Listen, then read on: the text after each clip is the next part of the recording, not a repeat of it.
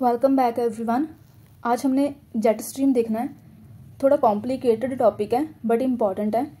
हमने देखा था विंड क्या होती है। विंड एयर की हॉरिजॉन्टल मूवमेंट होती है हाई प्रेशर से लो प्रेशर तक, और फर्दर इनकी डिवीजन रहती है प्राइमरी विंड्स, सेकेंडरी और tertiary winds. Tertiary local winds होती हैं, जो सेकेंडरी विंड्स होती हैं उनकी डायरेक्शन विद सीजन चेंज होती रहती है, और जो प्राइमरी विंड्स होती हैं वो परमानेंट विंड्स होती हैं जो कि प्रेशर वेल्स से रिलेटेड होती हैं। तो इनको हमने देखा था कि 3 टाइप की रहती हैं, trade winds, easterlies and westerlies. ये प्लैनेटरी विंड्स के अंडर आती हैं, और इसकी परमानेंट विंड की ही एक डिवीजन है जेट स्ट्रीम। तो आज हमने इसी को देखना है। अगर इसकी हम सिंपल सी डेफिनेशन देखें तो वो क्या होगी कि एक फास्ट मूविंग एयर करंट है। करंट का मतलब horizontal movement between upper troposphere and lower stratosphere के बीच में 6 to 12 किलोमीटर तक इनकी हाइट रहती है अर्थ की सरफेस से। ये एक इसकी कॉम्प्रिहेंसिव डेफिनेशन है जो कि मेंस और प्रीलिम्स दोनों के लिए ही इंपॉर्टेंट है, क्योंकि प्रीलिम्स में भी इनमें से कोई भी पॉइंट उठाकर दे सकते हैं, और मेंस के लिए इसका जेट स्ट्रीम का एप्लीकेशन देखना होता है कि हाँ ये इंडिया के वेदर को या इंडिया के क्लाइमेट को कैसे इम्पैक्ट करती है, इंडिया के मानसून को कैसे इम्पैक्ट करती है। क्योंकि जेट स्ट्रीम की वजह से ही जो विंटर में रेनफॉल रहती है जैन-फेब में, वो आती है जेट स्ट्रीम्स की वजह से ही। और जो विंटर रेनफॉल रहती है वो आगे फर्दर राबी क्रॉप्स के लिए इम्पॉर्टेंट होती है, और सबसे ज़्यादा इम्पॉर्टेंट वीट की कल्टीवेशन के लिए होती है। तो इसीलिए जेट स्ट्रीम्स इंडियन पर्सपेक्टिव से भी इम्पॉर्टेंट है मीन्स के लिए। लेकिन अब इतनी कॉम्प्रिहेंसिव जो डेफिनेशन है ये हमें ऐसे सीधा देखने पर समझ नहीं आएगी कि हाँ jet stream narrow concentrated bands हैं, मिएंडरिंग है, सरकमपोलर है, ये समझ नहीं आएगा। इससे पहले हमें देखना होगा कि जियोस्ट्रॉफिक विंड्स क्या होती हैं, क्योंकि जियोस्ट्रॉफिक विंड्स पूरी की पूरी अर्थ को कवर करती हैं, और जेट स्ट्रीम्स उनका एक सबसेट है या फिर उन्हीं जियोस्ट्रॉफिक विंड्स का एक पार्ट है। बस डिफरेंस इतना है कि अगर ये geostrophic winds 30 to 60 degree latitudes के बीच में रहती हैं तो उनको हम जेट स्ट्रीम्स बोलते हैं। तो सबसे पहले हमने क्या देखा था, जो विंड्स हैं, विंड्स की जो वेलोसिटी है वो किस चीज़ पर डिपेंड करती है। विंड की वेलोसिटी डिपेंड करती है प्रेशर ग्रेडियंट या फिर प्रेशर डिफरेंस पे, कि दो एरियाज में प्रेशर का डिफरेंस कितना है। जितना ज़्यादा प्रेशर डिफरेंस होगा उतना ज़्यादा प्रेशर ग्रेडियंट फोर्स होगा, और अगर प्रेशर ग्रेडियंट फोर्स ज़्यादा होगा तो उतनी ज़्यादा वेलोसिटी रहेगी। दूसरी चीज़ जिस पर वेलोसिटी डिपेंड करती है वो है फ्रिक्शन। फ्रिक्शन जितनी ज़्यादा कम होगी उतनी ज़्यादा विंड की वेलोसिटी ज़्यादा होगी। जैसे कि अगर अर्थ की बिल्कुल सरफेस के पास देखेंगे तो लैंड की वजह से फ्रिक्शन ज़्यादा होगी तो विंड की वेलोसिटी कम होगी। ऐसे ही अगर हम अपर एटमॉस्फेयर की साइड जाते रहेंगे, अपर ट्रोपोस्फेयर के पास, तो उस एरिया में क्योंकि फ्रिक्शन कम होगी तो इसलिए विंड की वेलोसिटी ज़्यादा होगी। जो विंड की डायरेक्शन है वो किस पे डिपेंड करती है, हमने देखा था कि वो कोरियोलिस फोर्स पर डिपेंड करती है।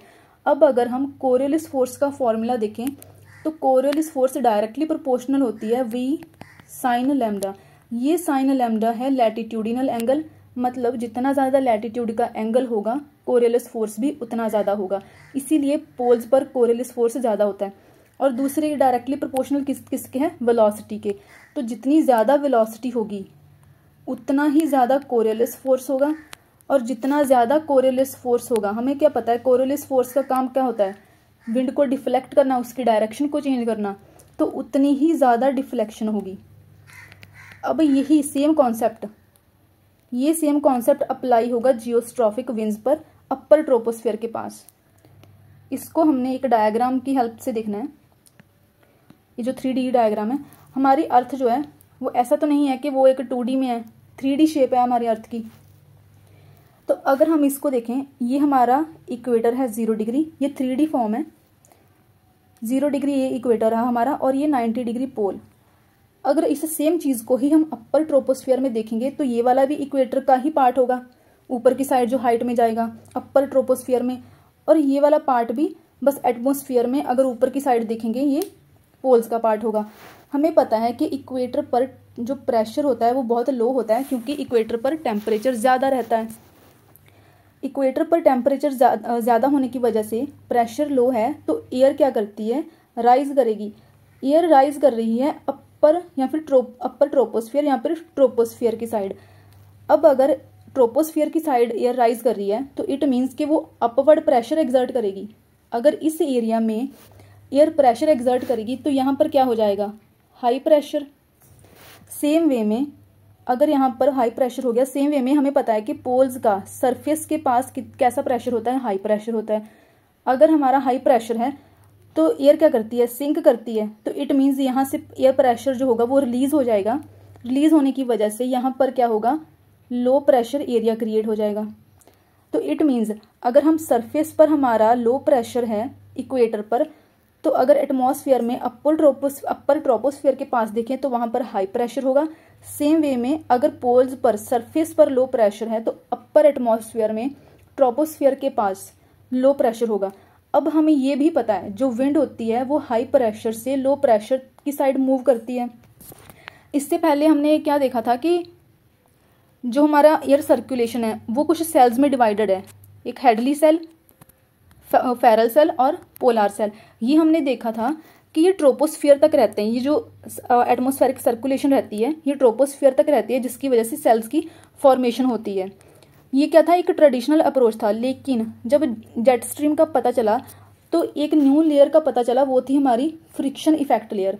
Friction effect layer upper troposphere के पास रहती है। इस लेयर का काम क्या, इस लेयर के पता चलने के बाद हमें पता चला कि जो पोलर सेल, हेडली सेल या फिर जो फेरल सेल थे ये ट्रोपोस्फियर के नीचे नीचे रहते हैं। मतलब कि जो ट्रोपोस्फियर के ऊपर वाला पार्ट होगा उस पार्ट में एयर जो होगी वो सेल की फॉर्मेशन में नहीं होगी। उल्टा क्या होगा कि इस पार्ट में इतनी ज़्यादा कम फ्रिक्शन होगी, इतनी ज़्यादा कम फ्रिक्शन होने की वजह से जो एयर की मूव करने की वेलोसिटी होगी, अब जितनी ज़्यादा कम फ्रिक्शन होगी उतनी ही तो ज़्यादा वेलोसिटी इंक्रीज हो जाएगी। और वेलोसिटी इतनी ज़्यादा इंक्रीज हो जाएगी कि कोरियोलिस फोर्स भी उतना ही ज़्यादा इंक्रीज हो जाएगा। क्योंकि हम अभी देख के हटे हैं कि जितना ज़्यादा वेलोसिटी होगी उतना ही ज़्यादा कोरियोलिस फोर्स होगा, और जितना ज़्यादा कोरियोलिस फोर्स होगा उतनी ज़्यादा डिफ्लेक्शन होगी। अब यही चीज़, सेम चीज़ इस फ्रिक्शन इफेक्ट लेयर में अप्लाई होगी। क्या होगा, जैसे ही एयर हाई प्रेशर से लो प्रेशर की साइड मूव करेगी, एयर ने अब अपर एटमॉस्फेयर में क्या करना है, हाई प्रेशर से लो प्रेशर की साइड मूव करना है। अब हमें पता है कोरियोलिस फोर्स की वजह से ये डिफ्लेक्ट करेगी, तो इसने ऐसे डिफ्लेक्ट करना था। सरफेस के पास तो हमने पहले यही देखा था ना विंड्स में कि राइट की साइड डिफ्लेक्ट हो रही है और सदर्न हेमिस्फीयर में लेफ्ट की साइड डिफ्लेक्ट हो रही है। लेकिन अपर एटमॉस्फेयर में अगर देखेंगे तो इस एरिया में फ्रिक्शन इफेक्ट लेयर के पास फ्रिक्शन इतनी ज़्यादा नेग्लिजिबल होगी कि जो वेलोसिटी होगी विंड की वो बहुत ही ज़्यादा हाई हो जाएगी, मैक्सिमम होगी। और अगर वेलोसिटी हाई है तो कोरियोलिस फोर्स बहुत ही ज़्यादा यहाँ पर काम करेगा, और जितनी ज़्यादा कोरियोलिस फोर्स होगी डिफ्लेक्शन जो होगी वो मैक्सिमम होगी। और इस पार्ट में फिर क्या होगा, ये जो एयर है पहले क्या था, इतनी डिफ्लेक्ट हो रही थी, तो अब क्या होगा, ये ऑलमोस्ट 90 डिग्री के साइड डिफ्लेक्ट हो जाएगी। तो ये वाली जो मूवमेंट बनेगी इस साइड से इस साइड तक, जो एयर हॉरिजॉन्टली ऑलमोस्ट हॉरिजॉन्टल ही मूव करने लग गई, किसी एंगल पर नहीं। जैसे कि ये वाला एंगल था, इस एंगल पर डिफ्लेक्ट नहीं हुई, ऑलमोस्ट वो हॉरिजॉन्टल ही डिफ्लेक्ट हो गई। तो इसी विंड की जो मूवमेंट होगी इसी को ही हम बोलेंगे जियोस्ट्रॉफिक विंड्स, जो कि किसकी वजह से, बहुत ही ज़्यादा हाई वेलोसिटी की वजह से, जो कि फ्रिक्शन इफेक्ट लेयर में कम फ्रिक्शन होने की वजह से होती हैं अपर ट्रोपोस्फियर में। अब ये विंड कैसे मूव कर रही हैं, वेस्ट टू ईस्ट की साइड मूव कर रही हैं। हमने ये भी देखा था कि जो विंड्स का नॉर्मल क्लेचर रहता है वो उनके ओरिजिन की साइड से रहता है। तो अब इनकी मूवमेंट कैसी है विंड्स की, वेस्ट की साइड से। तो इन्हीं जियोस्ट्रॉफिक विंड्स को भी हम वेस्टर्लीज बोलते हैं। अब हमने देख लिया कि जो जियोस्ट्रॉफिक विंड्स हैं वो अपर ट्रोपोस्फेरिक विंड्स हैं। कोरियोलिस फोर्स की मैक्सिमम डिफ्लेक्शन की वजह से ये हॉरिजॉन्टल मूव करना स्टार्ट कर देती हैं। अब इन्हीं का ही एक पार्ट है फर्दर जेट स्ट्रीम।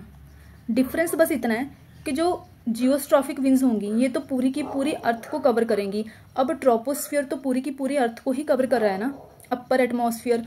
तो इट मीन्स जो जियोस्ट्रॉफिक विंड्स होंगी वो तो पूरी की पूरी अर्थ को कवर करेंगी। लेकिन जो जेट स्ट्रीम्स होंगी वो सिर्फ 30 डिग्री और 60 डिग्री के बीच में ही होंगी। ऐसा क्यों है, क्योंकि जेट स्ट्रीम्स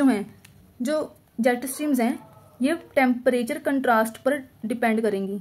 हमने क्या देखा था कि जियोस्ट्रॉफिक्स जो विंड्स हैं या फिर जो नॉर्मल विंड्स हैं वो सबसे ज़्यादा प्रेशर ग्रेडियंट पर डिपेंड करती हैं। प्रेशर ग्रेडियंट की वजह से प्रेशर ग्रेडियंट फोर्स होगा, वेलोसिटी इंक्रीज होगी, और वेलोसिटी इंक्रीज होगी तो कोरियोलिस फोर्स इंक्रीज होगा।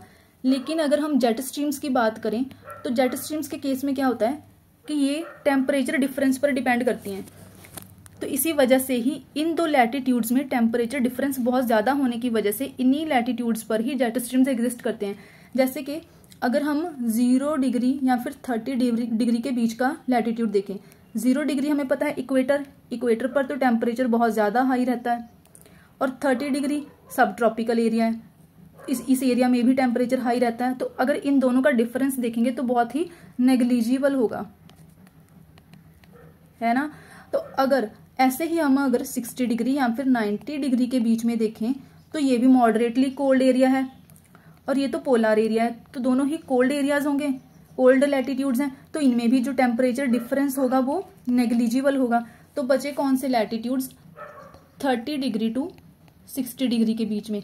अब ये कैसे है, ये वाला जो लैटिट्यूड है 60 डिग्री ये मॉडरेटली कोल्ड है, और जो 30 डिग्री है वो हमें पता है वो सब ट्रॉपिकल हाई प्रेशर है।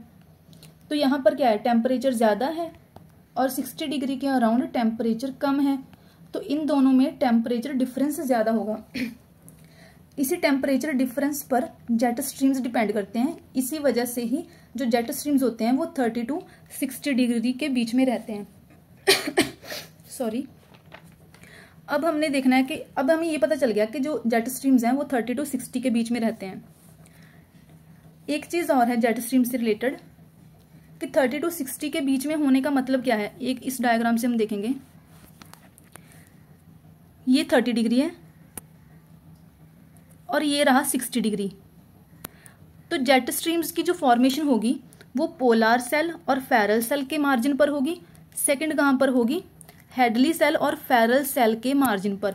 मतलब कि जो इन दोनों सेल की पोलर सेल और फेरल सेल की बाउंड्री होगी उस बाउंड्री पर जेट स्ट्रीम की फॉर्मेशन होगी, और दूसरी इनकी फॉर्मेशन होगी हेडली सेल और फेरल सेल की बाउंड्री पर। ये एक चीज़ याद रखने वाली है। अब आते हैं हम अब इस डेफिनेशन पर। ये कब हमें पता चल गया कि जो जेट स्ट्रीम्स हैं वो 30 टू 60 के बीच में रहते हैं।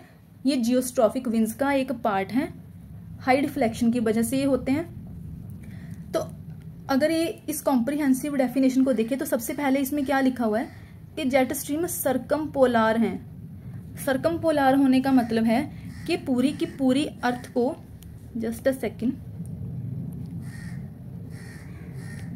ये कि पूरी की पूरी अर्थ को कवर करेंगे, लेकिन पोलर एरिया को एज सेंटर लेके पूरी की पूरी अर्थ को कवर करेंगे। इसी वजह से ही इनको हम सर्कमपोलर बोल देते हैं, क्योंकि ये मैक्सिमम इनका इफेक्ट कहाँ पर रहता है। हमने देखा कि पोलर सेल फेरल सेल के बीच में, और सब tropical high pressure belt Ferrel cell और हेडली सेल की बाउंड्री के बीच में। ये वाला एरिया जो है, जितना भी एरिया, ये सब पोलर एरिया है। इसी वजह से ये क्या होता है, ये सर्कमपोलर होती हैं जेट स्ट्रीम्स। पोल्स को सेंटर मानकर ये पूरी की पूरी अर्थ को सराउंड करती हैं। दूसरी चीज़ क्या है कि नैरो कॉन्सेंट्रेटेड बैंड्स हैं। नैरो कॉन्सेंट्रेटेड बैंड्स होने का मतलब क्या है, ये भी अगर हम इस डायग्राम से देखें तो हमें बेटर समझ आएगा। नैरो बैंड्स होने का मतलब क्या है कि अगर ये सब ट्रॉपिकल हाई प्रेशर बेल्ट के बीच में है तो ये क्या है, ये ऐसे फ्लो करेंगे। जो जेट स्ट्रीम्स होंगे 30 डिग्री के बीच में ऐसे फ्लो करेंगे, और 60 के अराउंड भी ये ऐसे फ्लो करेंगे, क्योंकि हमने ये देख लिया है पोलर और फेरल सेल के बीच में रहते हैं, और दूसरा फेरल और हेडली सेल की बाउंड्री के बीच में रहते हैं। तो इस वे में जब ये फ्लो करेंगे तो ये एक नैरो बैंड की फॉर्मेशन करेंगे। इसी वजह से ही जो जेट स्ट्रीम्स होते हैं वो नैरो कॉन्सेंट्रेटेड बैंड्स होते हैं ऑफ मिएंडरिंग। अब ये सबसे ज़्यादा इंपॉर्टेंट है कि जो जेट स्ट्रीम्स है उससे मिएंडर की फॉर्मेशन होती है। जैसे रिवर्स में हमने देखा था कि जब रिवर की जो स्पीड होती है, जब वो मैच्योर या फिर ओल्ड स्टेट में आती हैं, उनकी स्पीड क्या होती है, स्लो हो जाती है। स्पीड स्लो होने की वजह से वो मिएंडर करने लगती हैं, लूप लाइक फॉर्मेशन करती हैं। तो सेम जो चीज़ है वो एटमॉस्फेयर में जेट स्ट्रीम्स के साथ होता है। तो इसी जो मिएंडरिंग करती हैं जेट स्ट्रीम्स की, जो वेवी फॉर्म रहती है जेट स्ट्रीम्स की, उसको हम रॉसबी वेव्स भी बोलते हैं। अब ये कैसे रहता है, इसी मिएंडरिंग का, जो जेट स्ट्रीम्स की मिएंडरिंग होती है, इनका इफेक्ट इंडिया के मानसून पर और जो नॉर्थ वेस्टर्न यूरोप का पार्ट रहता है उनमें भी इनका इफेक्ट देखने को मिलता है। अब ये कैसे है वो हमने इस डायग्राम की हेल्प से देखना है।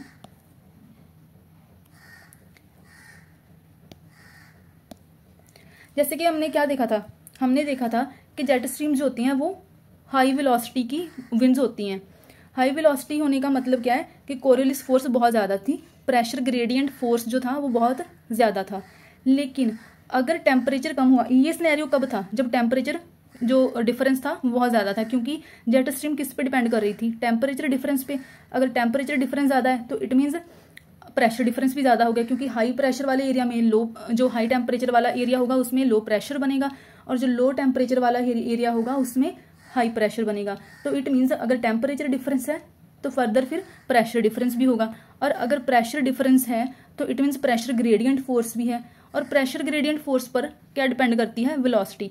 तो हमने क्या देखा था कि जो जेट स्ट्रीम्स हैं वो फास्ट मूविंग है, लेकिन अगर कभी ऐसा सिनेरियो आ जाए कि टेम्परेचर डिफरेंस जो था वो बहुत कम हो गया, और अगर टेम्परेचर डिफरेंस कम होगा तो इसका मतलब कि जो इनकी जो मूवमेंट होगी, जो विंड की वेलोसिटी होगी वो कम हो जाएगी, क्योंकि प्रेशर ग्रेडियंट फोर्स कम होगा, और अगर फोर्स कम लगेगा तो वेलोसिटी भी कम हो जाएगी।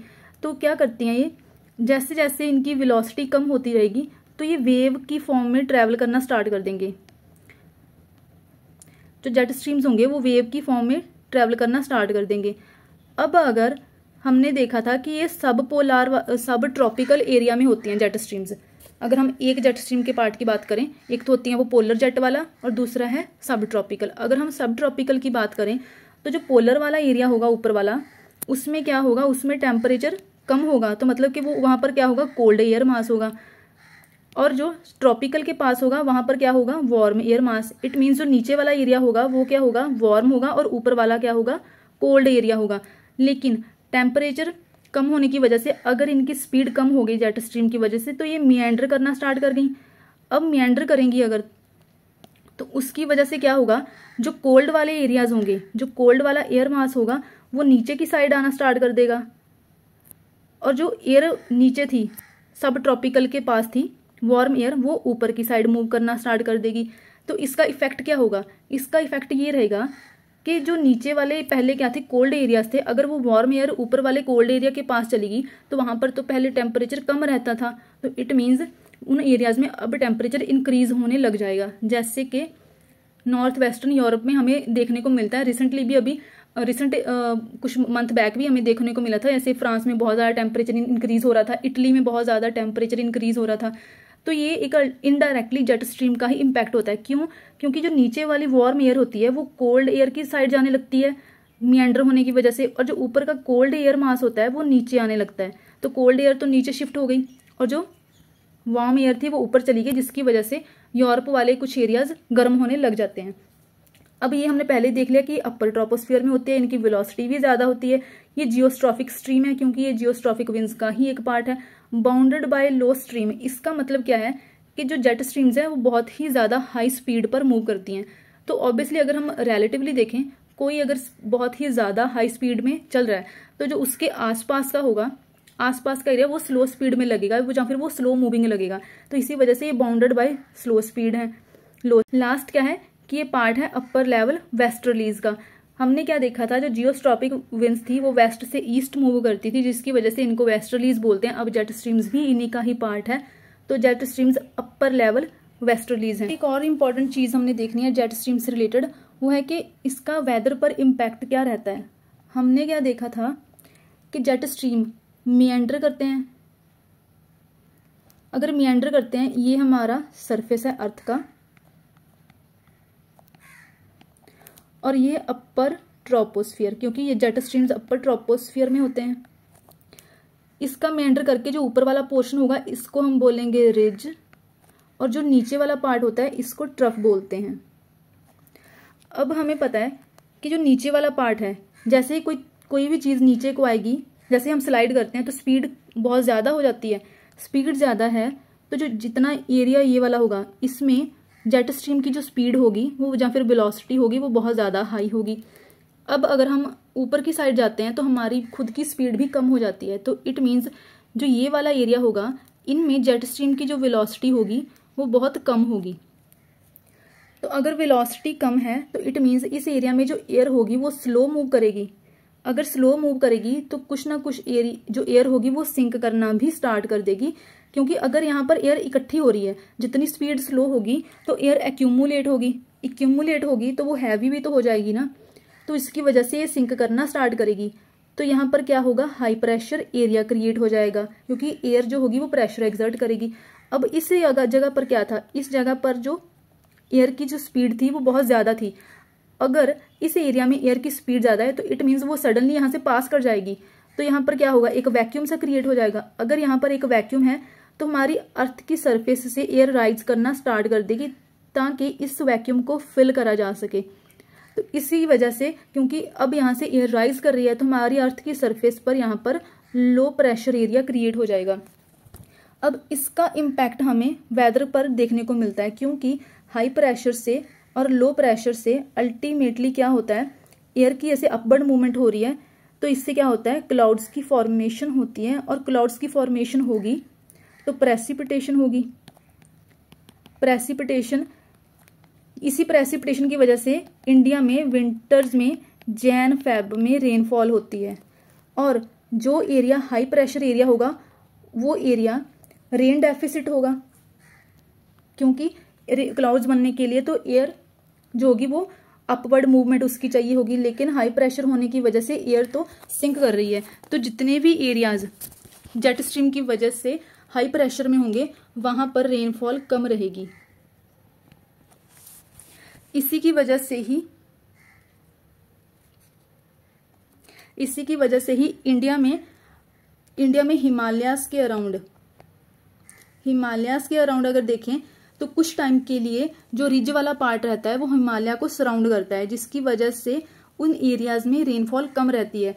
और जिस भी एरिया में ट्रफ वाला पार्ट होगा, मतलब कि अर्थ की सरफेस पर प्रेशर जो होगा वो लो प्रेशर होगा, तो जिसकी वजह से क्लाउड की फॉर्मेशन होगी, और विंटर्स में जैन फेब में रेनफॉल होगी, जो कि राबी क्रॉप्स के लिए यूजफुल रहती है। नेक्स्ट हमने देखना है जेट स्ट्रीम्स की टाइप्स। जेट स्ट्रीम्स परमानेंटली तो दो टाइप के होते हैं। सबसे पहला है पोलर फ्रंट जेट स्ट्रीम, और जो सेकंड है वो है सब ट्रॉपिकल वेस्टर्ली जेट स्ट्रीम। और भी इसकी वैसे टाइप हैं, जैसे कि अफ्रीकन टाइप जेट स्ट्रीम और सोमाली टाइप, लेकिन ये इतने ज़्यादा इंपॉर्टेंट नहीं है। सबसे ज़्यादा इंपॉर्टेंट है जो परमानेंट जेट स्ट्रीम है वो है पोलर फ्रंट और सब ट्रॉपिकल वेस्टर्ली जेट स्ट्रीम। पहले हमने डायग्राम में क्या देखा था कि जो जेट स्ट्रीम्स के बैंड है वो सब ट्रॉपिकल हाई प्रेशर बेल्ट के बीच में रहते हैं 30 डिग्री, और पोलर सेल और फेरल सेल के बीच में इस पोलर लो प्रेशर एरिया की साइड रहते हैं। तो इन्हीं दो एरियाज की वजह से जो जेट स्ट्रीम्स बनते हैं, इन्हीं दो बैंड्स को ही हम, जो पोलर के पास रहता है उसको हम पोलर फ्रंट जेट स्ट्रीम बोलते हैं, और जो सब ट्रॉपिकल बेल्ट के पास रहता है उसको हम सब ट्रॉपिकल वेस्टर्ली जेट स्ट्रीम बोलते हैं। अब जो पोलर जेट स्ट्रीम है ये मैक्सिमम, जो पोलर जेट स्ट्रीम है ये बेस्ट डेवलप होता है 40 डिग्री से 60 डिग्री के बैंड में, और जो सब ट्रॉपिकल जेट स्ट्रीम है ये बेस्ट डेवलप होता है 30 डिग्री और 35 के बैंड में।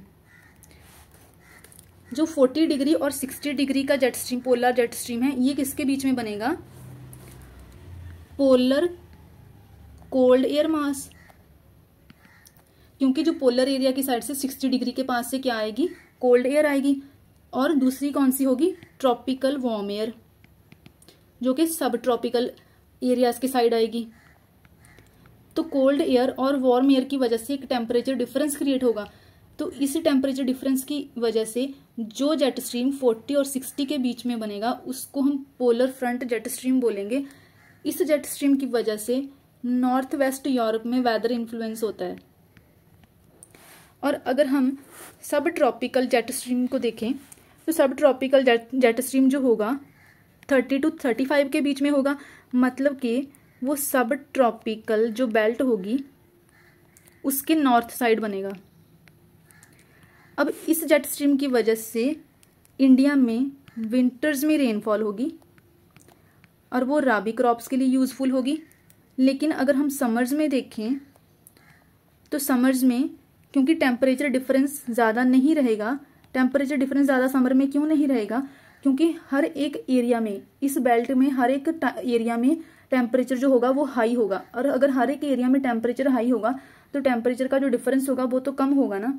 तो अब टेम्परेचर डिफरेंस होने की वजह से जो जेट स्ट्रीम्स हैं इस एरिया में वो dry and hot weather create करेंगे, क्योंकि ये रिज वाला एरिया होगा। हमने ऑलरेडी देखा है कि जिस भी जगह पे रिज वाला एरिया होगा वहां पर रेनफॉल कम होगा, और अगर रेनफॉल कम है तो वो एरिया ड्राई एंड हॉट वाला एरिया होगा। So this is all about geostrophical winds and jet streams. Thank you. Please like, share and subscribe.